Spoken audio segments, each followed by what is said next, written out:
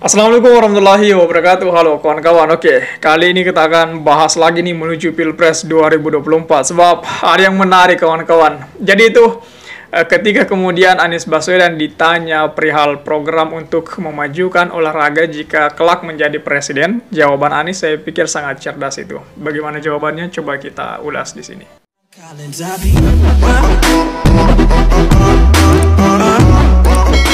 Sejak Indonesia gagal menjadi tuan rumah Piala Dunia U20, tak sedikit yang memberikan perhatiannya terhadap masa depan olahraga Indonesia. Komentator olahraga seperti Valentino Simanjuntak memberi kesempatan untuk mendapatkan jawaban soal konsep dalam membangun masa depan olahraga Indonesia jika Anies Baswedan terpilih menjadi presiden itu.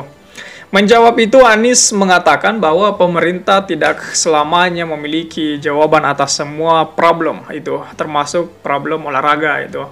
Dia menceritakan pengalamannya saat menjabat sebagai Gubernur DKI Jakarta. Ketika ingin memecahkan persoalan kampung, dia melibatkan aktivis hingga ahli kampung itu.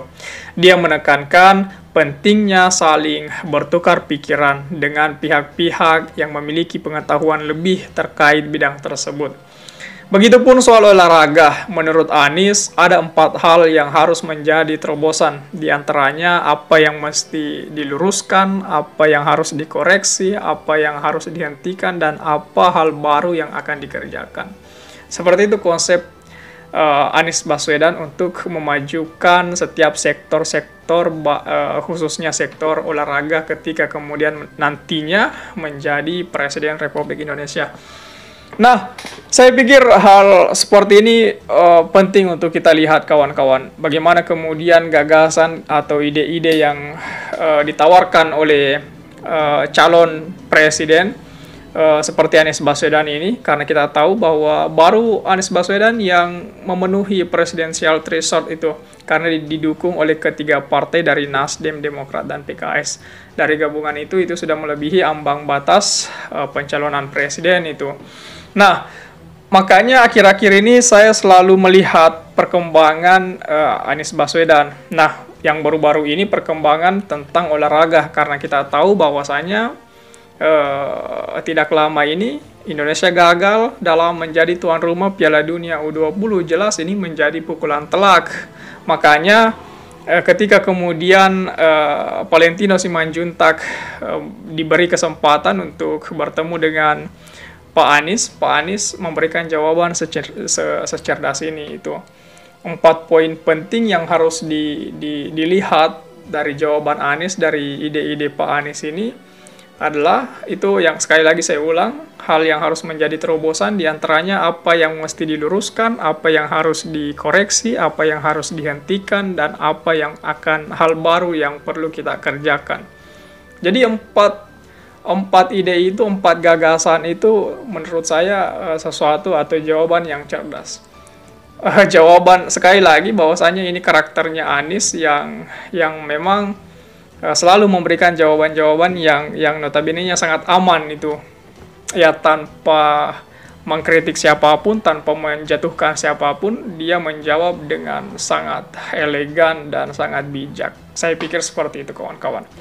Nah, apa yang kemudian kita bisa lihat dari beberapa cawapres yang telah disuguhkan ke publik ini? Pertama, kemarin Ganjar Pranowo, yang dari Ganjar karena atas perintah dari partainya sehingga dia melontarkan statement bahwasanya menolak U20 Israel untuk bermain di Indonesia.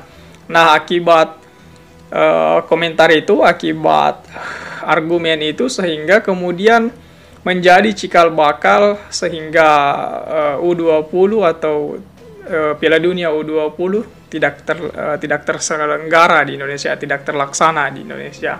Sehingga wajar jikalau akhir-akhir ini elektabilitasnya Ganjar itu menurun. Itu karena hal tersebut, itu karena ulah dari statementnya tersebut itu. Bahkan kemarin tidak tanggung-tanggung juga Ganjar mengatakan bahwa ya Ganjar yang salah, seranglah Ganjar, jangan menyerang anak dan istrinya itu. Kemudian karena imbas dari blunder fatal itu, imbasnya yang pertama ya para pendukungnya sebagian lari ke Pak Prabowo. Makanya akhir-akhir ini Pak Prabowo elektabilitasnya yang sangat tinggi, memuncak sekarang ini.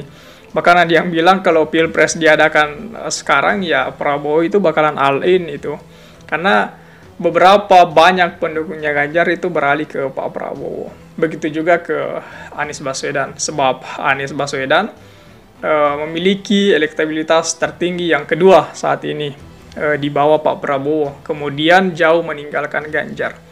Saya pikir seperti itu kawan-kawan. Kemudian apa hal yang harus kita lihat, apa hal yang harus kita analisa bahwasanya memang capres yang selalu gencar memberikan ide-ide, menawarkan gagasan-gagasan itu saya pikir baru Anies Baswedan itu. Gagasan Pak Prabowo masih belum terlihat jelas. Pak Prabowo masih terlihat berada di belakang Pak Jokowi itu, berada sangat ingin didorong oleh Pak Jokowi. Pak Prabowo hanya mengejar itu. Kemudian Ganjar pun juga demikian. Berbeda memang dengan Anies Baswedan yang kerap aktif menawarkan ide dan gagasan. Juga aktif bersosialisasi serta bersafari. Saya pikir seperti itu si Pak Anies Baswedan ini. Bagaimana tanggapan kawan-kawan mengenai hal ini? Coba tulis di kolom komentar. Oke? Jadi saya pikir itu saja dulu kawan-kawan. Terima kasih telah tiba di sini. Jangan lupa subscribe agar tidak ketinggalan pada video selanjutnya. Sekali lagi terima kasih dan wassalamualaikum warahmatullahi wabarakatuh.